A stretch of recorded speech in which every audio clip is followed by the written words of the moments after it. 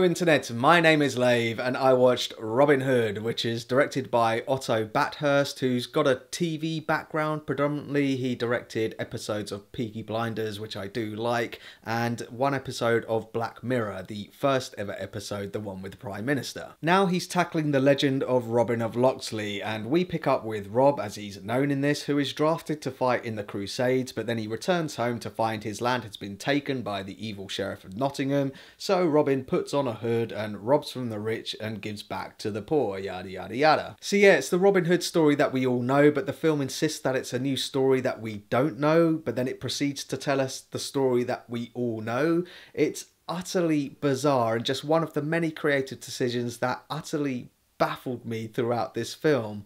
Like the decision not to set it in a specific time period, so at times it does look medieval, but then they'll go into completely modern looking buildings. It's really weird. Some of them will wear medieval clothes, but then some of them look like they're in Abercrombie and Fitch adverts. It's weird. It's like the creative team watched Baz Luhrmann's Romeo and Juliet and thought, oh, that's a good idea, let's do that for Robin Hood. But then they thought, hang on a minute, in Romeo and Juliet they replaced all of the swords with guns. Can we do that for Robin Hood?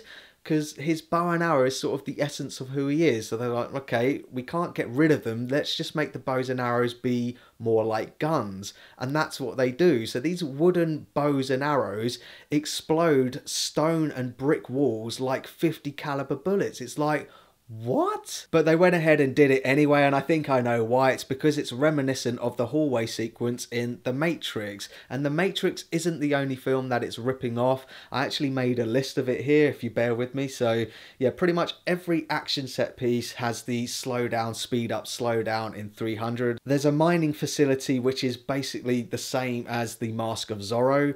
There's a moment where this lorry truck thing, they block it off and they explode it through the floor and it falls down, exactly like they did in the Italian Job, the Mark Wahlberg Italian Job. It's not even ripping off of good films. Oh yeah, literally in the space of one sentence, the film manages to rip off both Batman and Star Wars. There's a character that turns to Robin and says, Robin of Locksley is your disguise, a la Batman Begins. But then she goes on to say that Robin Hood is the spark that will light the fire of the resistance from Star Wars. It's like, for f***ing sake. I'm really surprised that Taron Egerton took on the role of Robin following on from the lackluster Kingsman 2. I would say that the guy has got charm, and the best I can say about this performance is that he looks like he put in the time to learn how to fire a bow and arrow. Other than that though, I thought his Robin Hood came across as a horny teenager, and the love story between him and Maid Marian is so underwritten. Like literally the film picks up with them meeting and they fall in love because she's got a lovely pair of eyes. And the girl who's playing Maid Marian, I don't recognise her from anything else. I think her name's Hewson. When we first meet her I thought, oh, they've made Maid Marian American. I was like, no, hang on a second, she's Irish. No, wait a second, she's English. It's like, okay. She's in this love triangle with Robin, but then she remarries none other than Christian Grey.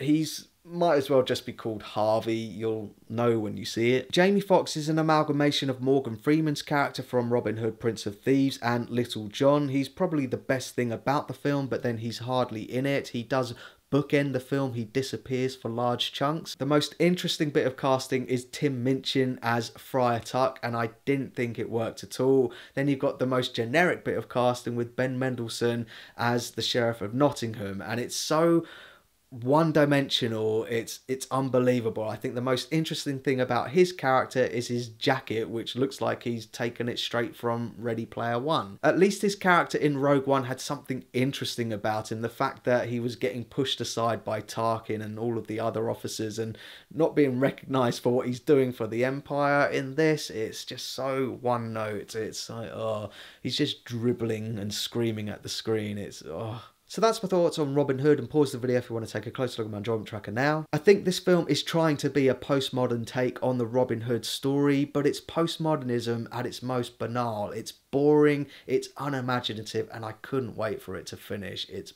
boring as hell. So thanks very much for watching this review. I'm also working on a review for The Girl in the Spider's Web, which I wasn't that impressed with either, but compared to this, it's a masterpiece.